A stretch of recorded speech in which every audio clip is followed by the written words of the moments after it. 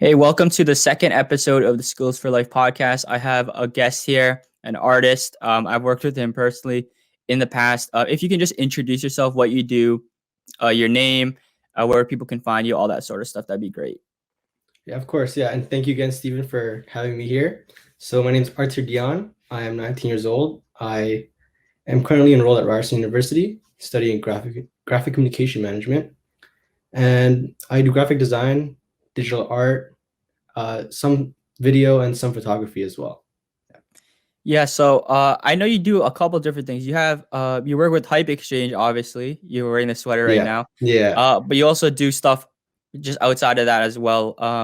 You're your own artist. You do different things. You've worked with me in the past. What exactly do you do? Who have you worked with in the past? And just the origin story. Like, where did you start? How did you get into uh, just what you do? Yeah, of course. Yeah. So the people I work with, so again, it's Hype Exchange. Me and a couple of my friends run Hype Exchange, a sneaker reselling business. And I also have worked with Nick Nurse, the Toronto Maple Leafs, and Converse as well in the past.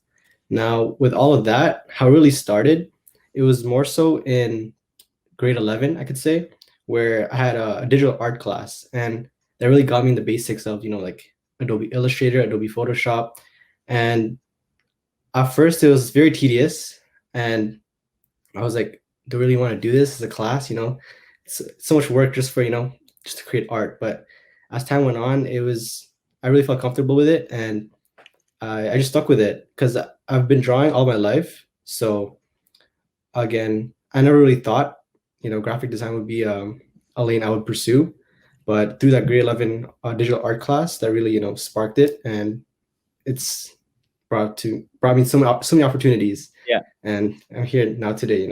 So for a lot of younger people, they hear about like the people you work with, like Toronto Maple Leafs and all that. How did you start initially? Like you have an interest, but how do you sort of make money from that? How did you start? Whether that was like starting just an Instagram page or networking, what was the thing that helped you? Obviously, there's many things, but what do you attribute it to? Yeah, so again, at first, I really started off as, for fun, right? So for sure, that's all of us. We find an interest and then we do for fun. And then as time went on, you feel like this is worth, something I could actually charge, right? And obviously at first, I didn't know how to charge. So I started small, it could be like $50 for, a little illustration, right?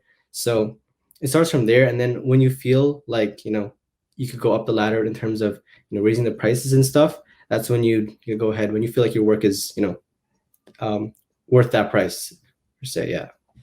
I know there's a lot of young people who are in the space, right? There's a lot of young people, whether it's photography, graphic design. What do you think has made you stand out?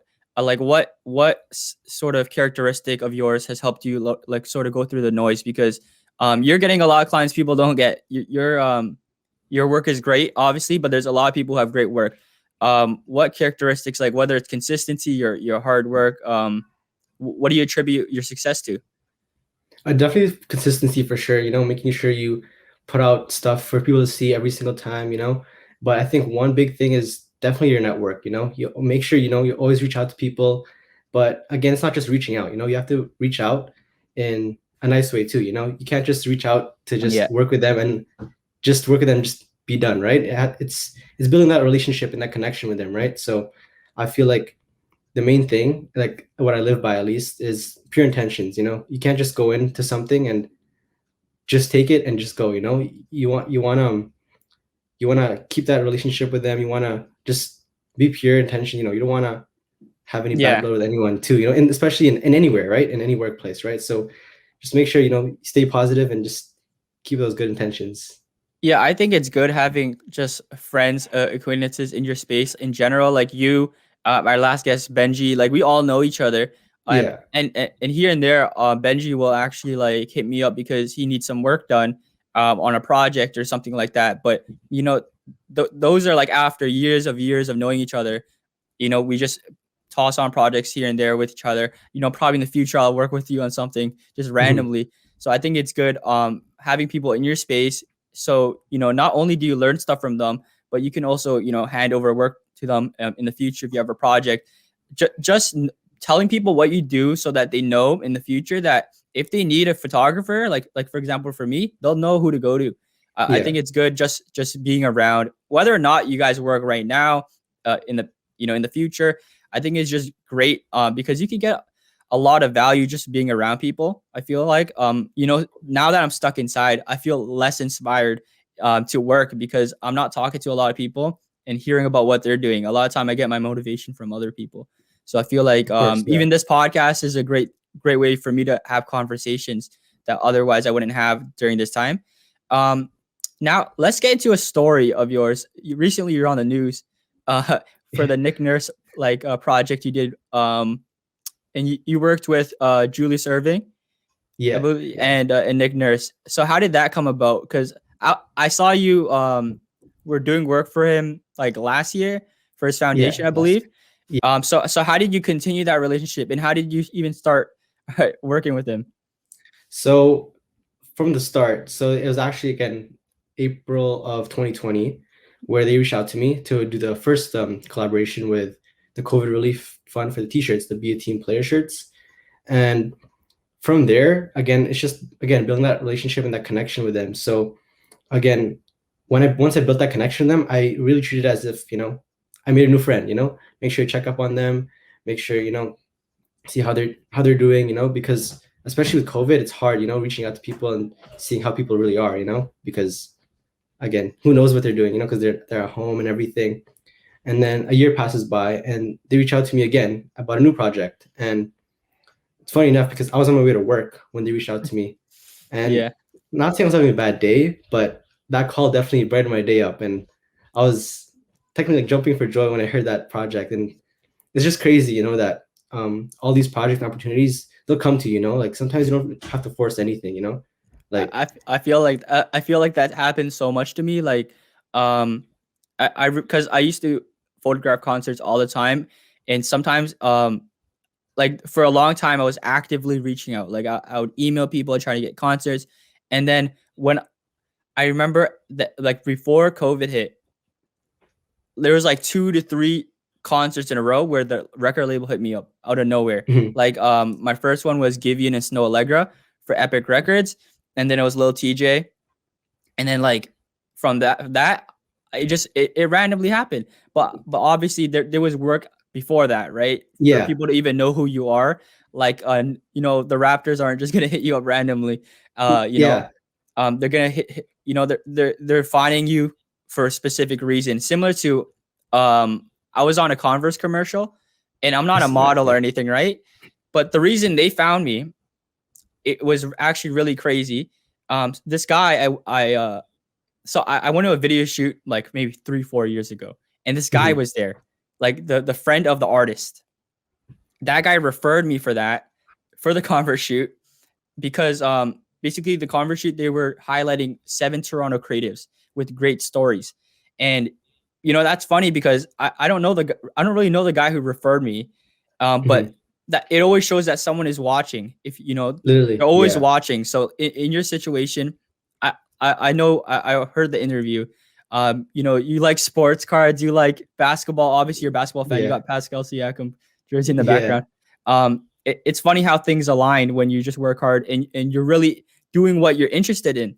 Like exactly, yeah, for sure, all that. Like I used to resell shoes actually, so it's funny that yeah, you're doing all your stuff. That things definitely align. You yeah. know, Like I like always say, like, sorry, you yeah, can go. everything happens for a reason, right? So like, again, like when you're having those bad days where like, you think like, what am I gonna get out of this? Like, just look at the bigger picture, like something's gonna happen, something great is gonna happen, later down the road. Yeah, I Mm. always, when people say like, "Oh, you're putting all this work in. What if it doesn't pay off?" I always say like, "What if it does?" I feel like there's a lot. Even if it doesn't pay off, you still learn a lot. But if it does Mhm. pay off, there's a lot to be gained a lot of times. So Yeah, of it's course. always great to look at the sort of positive part of everything. Like I remember I would like mess up at shoots. I would like come late at shoots, or something would happen. But in my head, using like optimism, I would say this isn't gonna happen again because I know now. So I'm gonna be like the best person in my field just because I'm making so much mistakes now, especially, I started so young, right? So I remember I even started a podcast of my own for my YouTube channel like 3-4 years ago, and now I'm running this now. I think I've gotten better. So just small things like that I feel like are definitely beneficial. Um, and now I just want to talk about sort of your future plans. You're a student, right? There's definitely things down the line when you graduate, finances, future work. In your mind, how do you want to go about this when you graduate school, when you have to pay off student loans, all that sort of stuff? Not only just in work related, financial, like I'm talking about like finances, like life. Mhm. How do you plan to do that? There's a lot of students probably watching this right now, so I think it would be great to just show your perspective. So with the finances, again, we're still pretty young. So again, Yeah. I could admit that, I'm not the best at, finances. I do spend my money kind of recklessly, buying shoes, buying clothes and everything. But again, that is normal. But again, I actually worked part-time at a bank. So that really helped me, organize everything and, with my money, put it to different savings accounts. But again, not just leaving it there, make sure you invest it into certain things, or whether it be, I could say a shoes an investment too, for me at least, because Yeah. I resell shoes, right? So putting my money to that, or putting my money into you could say stocks. I haven't really been to stocks like that, but again, people, I've seen everywhere, Yep. everyone's into it, but like stuff like that, just not really putting your money where it's just gonna sit as well, for sure, because it's just like your work, if you just sit there, and not do anything, you're not gonna, excel and grow, right? So same with money, right? So my future plans, at least, I definitely, want to start something on my own in terms of, maybe a brand or something, and Y- work from there, and hopefully make that my main thing, because going to graphic design, this was more so like my side thing, but in the year of 2021, I really like made a decision where I want to make this my main thing. So it's just, finding the different, avenues where, I can make this my main thing, and I wouldn't really have to worry about, the financial struggle in that sense, Yeah. but again, it's going to be a hard, road to, go by, because it's going to be a different change, because I used to find, that income from my part-time job, but now this is going to be, a new Yeah. avenue for me, where it's just sometimes going to be, tough with the financial situation, because not many projects come in, but again, I'll take that though. It's gonna be a learning process throughout all of this. Yeah, for me, it's almost the opposite because I've never had like a traditional job. Like, because I started my YouTube channel in the 8th grade, and it's been Mhm. making me money since the 8th grade. So Mhm. for me, it's sort of been like that, that almost like your TD job, or whatever part-time job you had at the time. Um, and I definitely think it's possible because for me, starting out, I didn't know what to do. I feel like a lot of people don't realize that the people you see on the TV screens started in a very similar position as you. Mhm. So, like whether obviously, athletes are a little bit different. You have to be like genetically, you Yeah. know, Yeah. made for that. But a lot of the artists you see, a lot of the people, like I remember, I'm seeing Gibson Hazard, which is a huge artist now. He does like videos for like the Grammys, and he Mhm. did it like a Kobe Bryant tribute with Dr. Dre. And I remember seeing his first or two, first or second like videos he's ever made, like 3-4 years ago. And I've seen him transition from like basic videos to the most ridiculous videos Agree. I've ever seen. And to me, I remember watching a podcast from him, and he was talking about how he's editing on like a MacBook that had like the screen like it was just cracked. And I imagine I have probably had a better setup right now than he did before. So it's just things like that. There's like a Steve Jobs quote where like I don't really know the full quote, but it says like everything you see in the world was made by someone no different than you and I. Like everything Yeah. you see, literally everything you see, you go in a restaurant somewhere, there's like a photograph on the frame. Someone took Mhm. that. Someone took Yeah. the Windows screensaver probably. Yeah. All that sort of stuff. So I definitely think it's possible. And if you're talented enough, consistent enough, I feel like, things can come from it. Yeah. So yeah, I think that's about it for the podcast. If you want to plug your work, where people can find you, your Instagram, website, all that sort of stuff, you can do right Yeah. now. So my Instagram, again, it's Artur Dion with two N's, and website is coming soon as well. Same thing, arturdion with 2 N's.com. But yeah, that's most of my work. And yeah, hopefully, I'll see you guys soon. I do have some, future work coming up, and hopefully you'll see me on some YouTube videos or something. But yeah, some future work coming up though. Yeah. Yeah. All right. Hopefully you enjoyed. If you want to check out the programs in the link in the description, you guys can check it out. But yeah, hopefully you guys enjoyed, and we'll see you in the next one.